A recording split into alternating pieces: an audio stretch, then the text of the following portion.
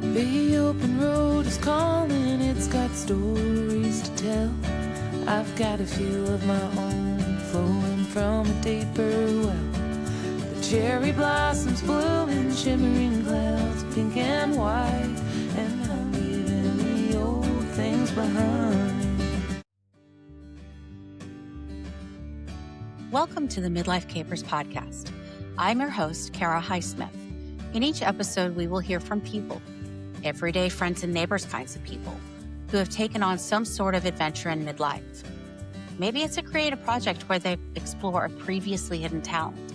It might be pulling up stakes and moving to a new, unexpected location just because. It could be changing the way they show up in the world. The point is, they are doing something that pushes them outside their comfort zones, responding to those internal nudges, allowing themselves and their lives to take a different shape than they imagined. I hope you will find their stories inspiring, perhaps motivating, and keep coming back as we have new conversations. Welcome back to the Midlife Capers Podcast. My guest today is Andy Robinson, and we are just now getting acquainted through a mutual friend, and I'm very excited to talk to him today about some of his journey through midlife and changes he's made and new adventures he's taking on in this midlife stage.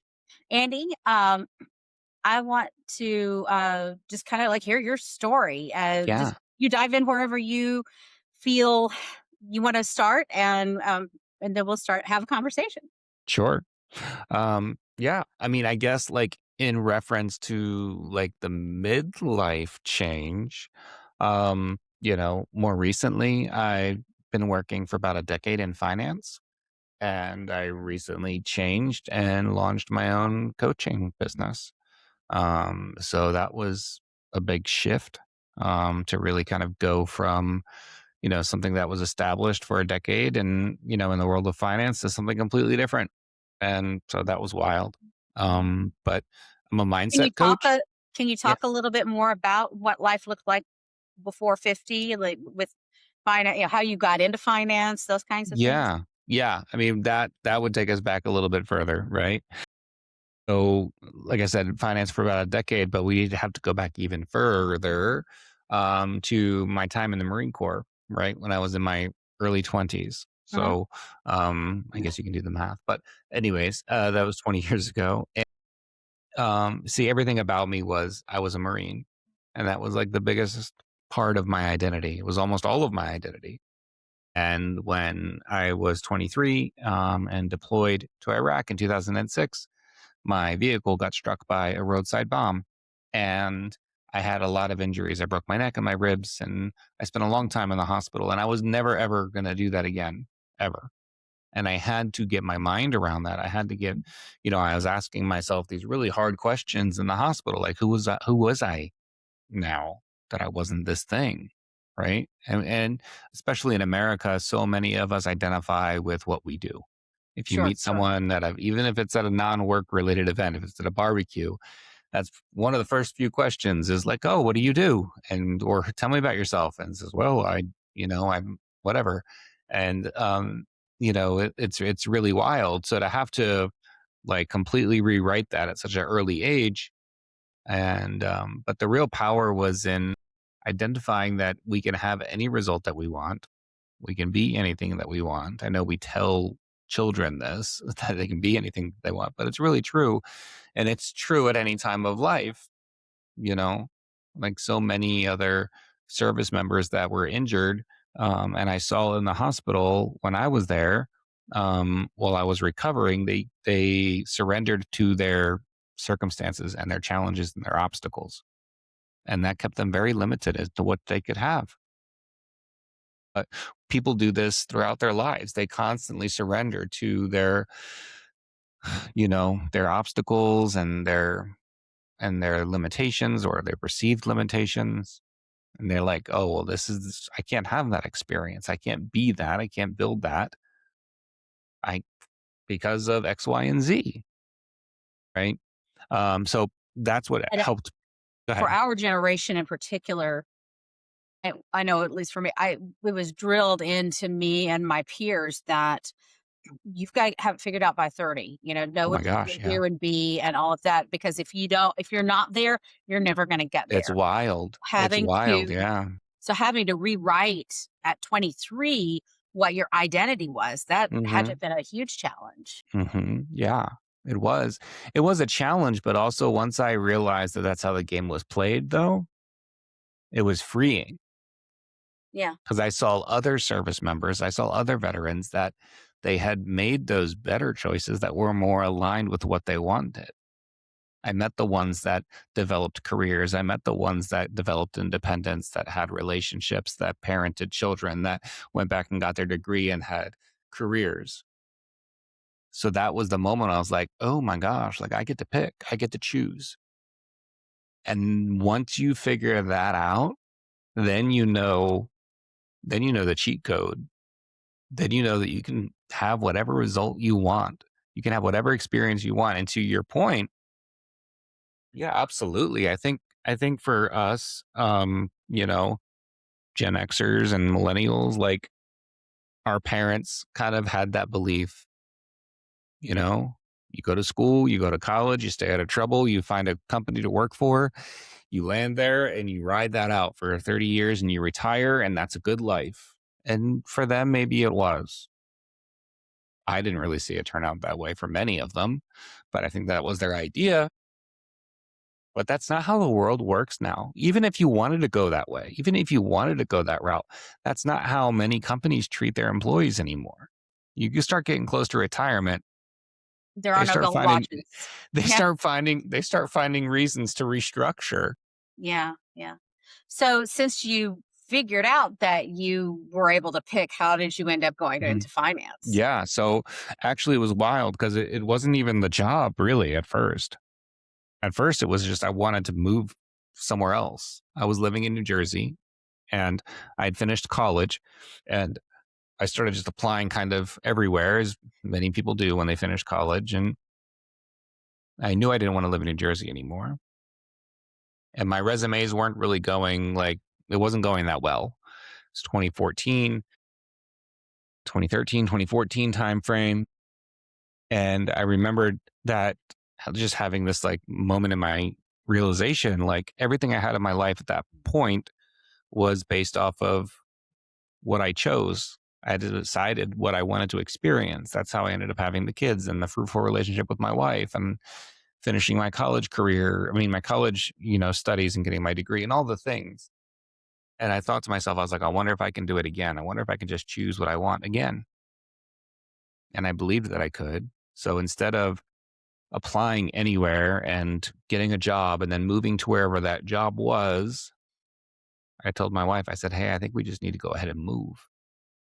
So we chose where we wanted to go live. I didn't have a job lined up.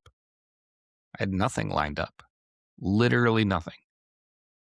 And we put our house up for rent in New Jersey, and we decided that we wanted to move to San Diego County in California, and what part of the county we wanted to live in. And we found a home to rent there, and it wasn't until after that that I posted on social media. And I was like, "Hey, like we're moving to San Diego, and I'm looking for work. So if anyone knows of anything."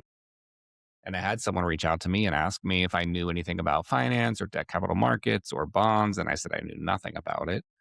But I started learning a little bit and I started developing the self image of me being successful in that.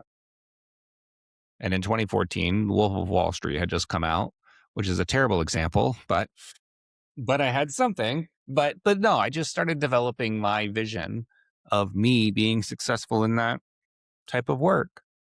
And that's what, because I had the confidence and the belief after developing that vision, that's what allowed me to apply for the job or apply to them. They didn't even have a job opening. I just sent my resume in and allowed me to go, have the confidence to go have an interview, to which I got the job. But the crazy thing is that firm, their office in California was 8 minutes away from the house that I had already signed up to rent. Wow.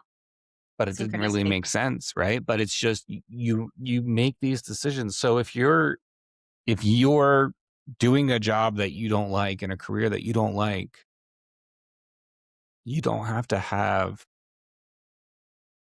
the perfect plan, right? Or the perfect opportunity waiting for you to start to develop something different. You can change at any time. So that's how I got into finance. And it was great. I had no real business being there. I had one math class in college. I didn't go to any of the like pedigree kind of finance schools. I was, fortunate to find and connect with a firm that understood that military service members and veterans have a certain skill set and a certain quality to them for the most part, not always, but usually. And if that were aimed at business, that would probably yield good results. And it did. I started a business line from scratch, and that business line then grew to something that makes $20 million a year for them. Shouldn't have been there, but believed that I could, saw myself to be there, developed the self-image of the person who was there in that spot, doing that work, having that success. So that's how that happened. And it was great, and it was aligned. And until at one point it wasn't anymore. And it wasn't that like the work was bad or the firm was bad, or it wasn't aligned with me anymore. So what changed or shifted for you? I think for me, it was really fun to build. Um, it wasn't as much fulfilling to maintain. And it just kind of changed. So I started looking, and I didn't super love the finance part. I was more like a relationship manager. So that I was really good at and really played well for me. I would often get, we would talk about the financial instrument aspects of it, and you might lose me after like 2 left turns. I'm like, okay, kind of. Yeah, that's about where I would be. Yeah. But relationship building, connecting with people, developing a process, to teach others to develop those types of relationships was something I was really good at. And, but after a while, many of those relationships were made, and it was fun, and they were great people to connect with, but it just wasn't super my jam. And I started looking around for other things, and I was like, well, what else might I be interested in? And I dabbled here and there, and I actually found a mindset coach. And when I found a mindset coach and I realized, I was like, oh, wait, like there's people that coach this, and there's people that are unknowingly, this is what's keeping them stuck. And what if they had someone to help them with that? Someone that could teach people things, that could communicate well, that could develop relationships and invite vulnerability and honesty and integrity, and in a supportive space. It says, hey, like, we don't have to stay here. Like, these don't have to be your results. And it's not, I'm not, my clients, I'm not helping them find something completely different. I'm not helping them get into completely different jobs or industries or opportunities. I'm just helping them get clear on what they want. Because unfortunately, most people aren't even clear about what they want. Their goals are not aligned with what they want. They're not emotionally compelling. Sometimes their goals aren't even created by them. They're enforced upon them by a boss or a leader or a mentor, or this is just what it's supposed to be. Or go back to parents and societal expectations. And gosh, yeah. So was this shift another kind of blind leap of faith, or did you feel more equipped or take more time to make this transition than you did the last time? I think it was, I mean, I've always, when I've made these moves, I've always just kind of gone pretty boldly into them. So it was a pretty bold movement. If we were talking like numbers, the numbers weren't really like, it doesn't make sense. But it also didn't make sense for Andy, who had 2 very small babies, to leave New Jersey and move all the way to San Diego, but he didn't have a job. But that decision to do that back in 2014, I tripled my income in a year. And the real estate decisions I made because of that move doubled my family's net worth. So we don't necessarily have like the timeline yet, I think, to show the the progress and the payoff and the return on investment, but I know it's there. Like I'm already okay. I've been at this for 2 years and I'm not like, um I'm not looking for like, other An employment. I'm doing exit all right. strategy. Yeah. I'm doing okay. I'm doing okay. Well, Which one which of the which doesn't always happen, right? So I'm grateful and also kind of proud that I'm doing that. So it's good. Well, one of the reasons that I'm doing this podcast is to show people who are feeling a nudge or even a full on calling to Mhm. change things up in some way, do something that pushes them out of their comfort zones, and Mhm. maybe it is exploring a dream they had buried a long time ago because it Right. wasn't practical, or maybe it is reinventing what their career looks like, and or moving to another part of the country or the world, that kind of thing. Mhm. And one of the big things that for so many people that stands in the way is fear, and Mm. not even knowing where to start, let alone have the courage to take that step. So can you talk a Right. little bit about where you found the courage and where you, Yeah. what kind of steps you took to be able to make that move? I mean, I think it's just it can be a challenge to like say, "Oh, just have faith that it'll all work out." Because people are like, "What are you talking about? I got bills, right? And I've got mouths to feed and I don't want to mess it up." Um, but the the truth is that it always will be. It really will be, right? Um, but I also think that there's a way to do it. If you're more like risk adverse, that's okay too. Keep working, sure. Keep your 9 to 5 or whatever it is, and explore things, try things, experiment with things. Um, and thankfully, if you have a 9 to 5 that has decent boundaries and it actually like is 9 to 5 and not like 9 to 9, um, you can dabble in some things and wonder what it might be like, at least to see if it's something you're interested in. You can absolutely do that. At some point, though, you might have to make the decision. I would gather that there's a lot of people that have stayed in relationships or stayed at jobs or stayed in different situations for far too long. I I would say many people do. I rarely hear the opposite. Yeah. I rarely hear the opposite regret. Oh, I left that relationship way too early, or oh, I left that job way too early. And we can talk about like, oh, well, maybe I could have structured it a little bit differently, right? Rarely do we hear, oh, I left that job way too early, or I left that industry way too early, or I started my own thing way too early. No one ever says that, ever. And the reality of it is we got like what, like 80, 85 years, maybe 90. Who depends? It depends on what things we get together in, medicine in the time between now and then. But that's it. What are we doing? Like, how are you going to spend all that time doing something you don't like? Do something that you hate around people that you don't like, where and you have this thing inside you that you want to develop. Like, come on. Yeah. Well, going back to what you said about how you rarely hear people with the opposite regret of, oh, I did that too soon, or, and you can look at things and say, well, maybe I would have can restructure things and do something a little bit differently.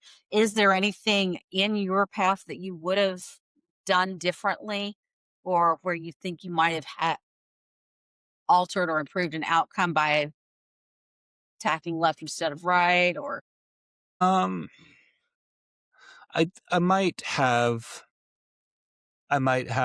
like had conversations with people in my professional like life and network about this thing that was inside of me that I wanted to bring out.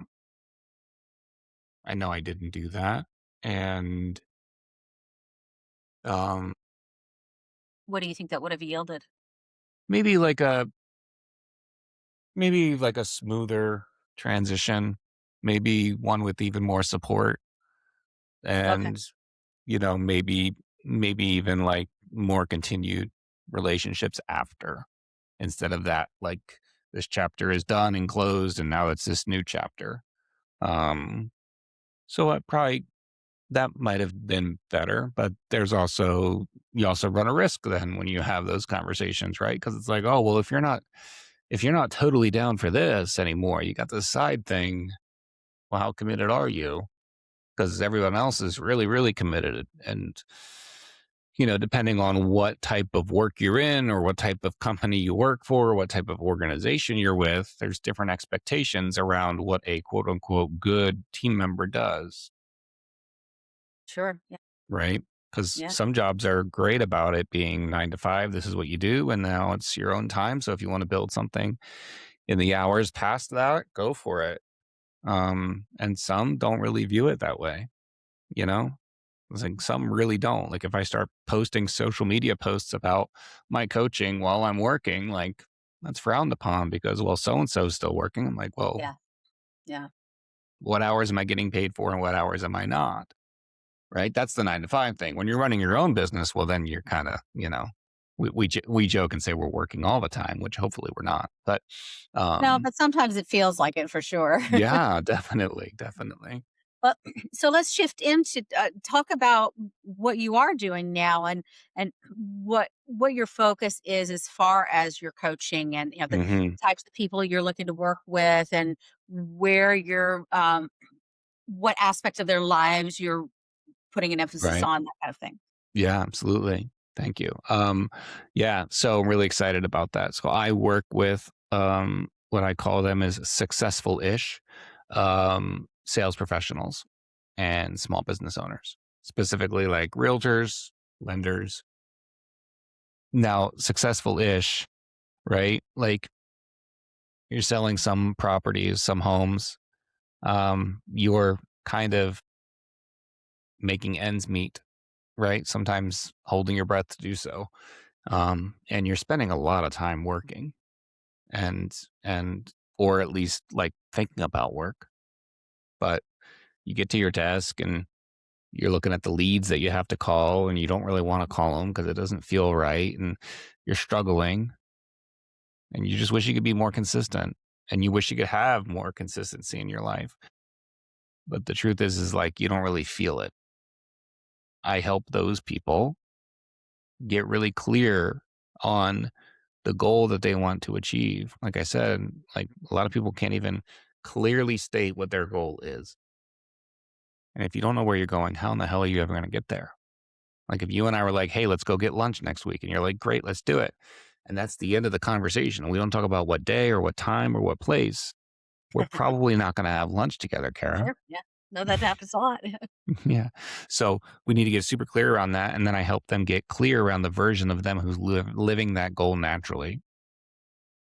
And we spend a lot of time getting to know that future version of you, what that life is going to feel like, what things they do, what standards they have, what things they tolerate, what activities they do, like all that stuff. Because if you can understand what it feels like to be your version of successful, and you can start to understand those identity kind of traits and those behaviors, well, then you can start living from the goal. And that's a whole lot easier than trying to go from, oh, I sell one house every quarter to like I got to figure out from there. I got to figure out from this current experience. You never ever have to figure out. In fact, you never can. If a goal is a true goal and it's going to push you beyond what you know how to do, what you believe is possible, right? It's going to challenge the way you think. Then you don't know how to do that. And that's a great goal. People that make goals based on what they know how to do, like, oh, let me do 10% more. Well, you're going to run out of 10%. So Oh, that's yeah. who I Yeah. work with. And I help them develop this, what I call the daily method of operations for your mindset. It's not like a 4 hour morning, like wake up routine that involves like a cold plunge and then a hot sauna and then, Yeah. Yeah. um, 6 hours of, a silence vow or anything. No, it's just, we're busy. We got shit going on. So, it is stuff that you do throughout your day that allows you to reorient towards your goal. And we create a community of people that are all living this way, and they support each other and they share wins, and you're not alone doing this. These are things that you know that you're supposed to do, but you just can't seem to get yourself to do it. Just like getting a personal trainer or a nutritionist to help you, right? Like, you know how to eat better and you know kind of how to work out, but you don't hire the personal trainer or the nutritionist to tell you like what you already know. You hire them for accountability, maybe for community, maybe that's why you join a gym. It's like, and then you get a different result than you would if you were just trying these things by yourself. So, how many of the people that you're worked with do you find actually wake up and realize, oh, I'm really not doing what I want to do or what I'm meant to do, and make a radical shift, versus how many are just like, all I needed was some clarity to get really dialed in so that I'm the most impactful and can feel like I am doing what I'm supposed to be doing right where I am. Yeah, I mean, very small, I would say around 10% of the people I work with end up changing the way they're making money, the thing that they're doing to make money, their job or whatever, the thing that they're selling. There are almost everyone makes some adjustments to why they're doing it, or um and even of that 10% that make a change, most of them still continue to work in the same industry. They just change the certain aspect of it that they enjoy doing versus Okay. what was, soul sucking for them. So, most in my work, most people they're serious about what they want to do. Like, they know it and they're in line with that. It's just what they're developing and who they see themselves to be. Well, how has working with these people to get dialed in help you get clarity? Well, for me, it's just helping people and seeing the change that my clients have made and experienced in their life. And it's so rewarding because it's like a whole ass, like we're whole people with, the professional side, the financial side, the personal side, the relationships that we have maybe with partners or children or parents or family members. So it's been so rewarding because the change that I see in my clients isn't just towards their vocational results, right? Mhm. It's a change in the way that they connect with everyone in their environment and universe, but most importantly, the way in which they connect with themselves, the way they speak to themselves. That's the person we're talking to the most.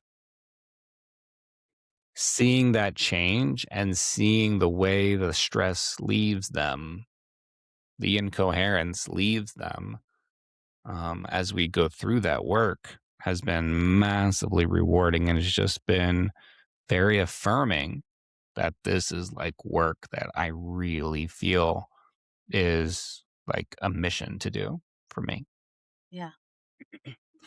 Well, so what would you then, looking across your experiences and experiences of the people you've worked with, what would be kind of a nutshell takeaway for anyone who is considering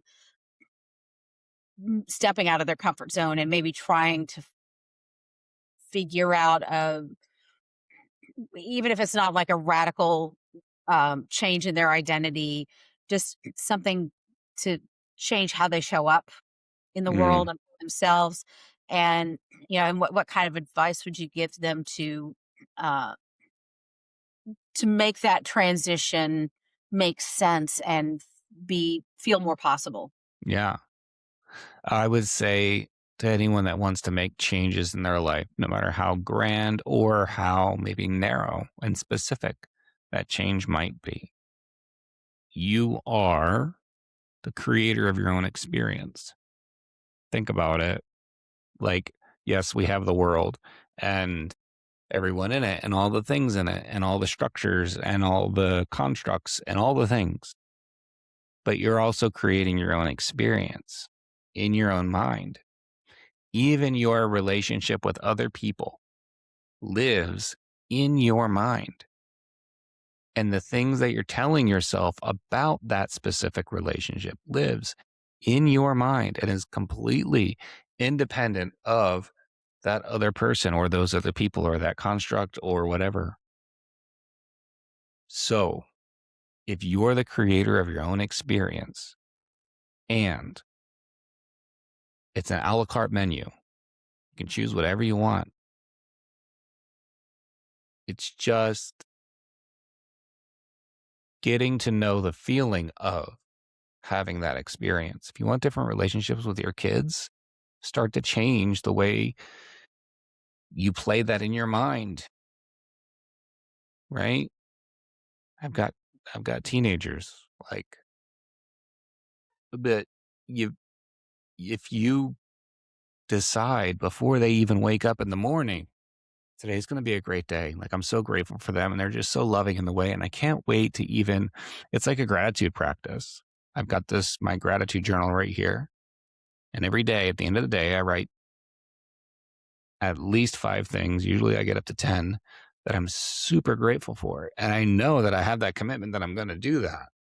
Well, then what am I doing all day? I'm looking for those things that I'm going to write down later. And I'm identifying those things. It doesn't mean that like there's not going to be challenges.